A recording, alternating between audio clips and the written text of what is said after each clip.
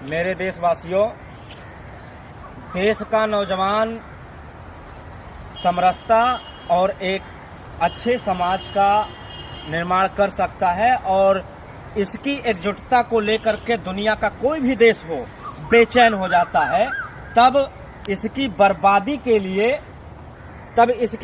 के लिए एक ऐसा कदम उठाया जाता है जिसको आज का समाज कानून समझ बैठा है। ऐसे समझ लो कि एक जलाशय में बगुले को एक पैर पे खड़े होने का उसकी एक स्ट्रेटजी होती है और शायद मछलियों को यही भ्रम में डाल देता है कि सत्ता में खादी के रूप में जो भेड़िए छिपे हैं, दरअसल ये एक उदारवादी और ऐसे सन्यासी हैं जिसमें समाज का हित करेंगे।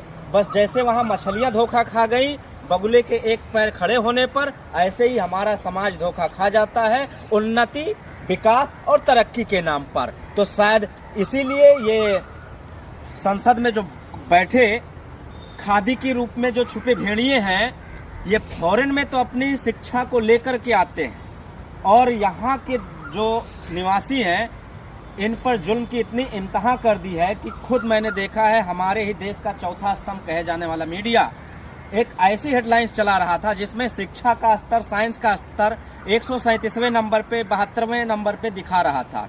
क्या कहेंगे देशवासी इस पर? और हाँ, एक बात ध्यान रखना, आज़ादी के नाम पर जो आपको चूरन मिला हुआ है, यानी आपको जो माँ बेटे, अच्छा एक बात और है, इतना भी अगर नहीं बांट सके तो कभी पोर्नोग्राफी की वेब सीरीज लेकर के आए। तो तरह तरह के बहुत सारे इनके आइडियोलॉजी हैं जिस पर ये काम कर रहे हैं समाज को बांटने का। देश इस पर कभी उन्नति और तरक्की नहीं कर सकता।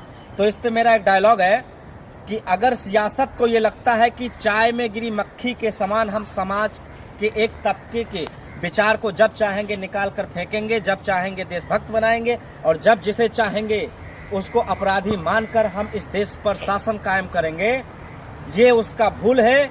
क्योंकि पाकिस्तान और बांग्लादेश इसका जीता और जीवंत उदाहरण है। अगर भारत की संसद अब भी इस पर विचार नहीं करती है, समाज को बांटने का कार्य करके और अपना एक स्वस्थ और अकंटक अगर अपने राजनीतिक करियर को स्थापित करना चाहती है, तो ये भविष्य में दर्शाया जाएगा कि उसका मेन कारण यही था।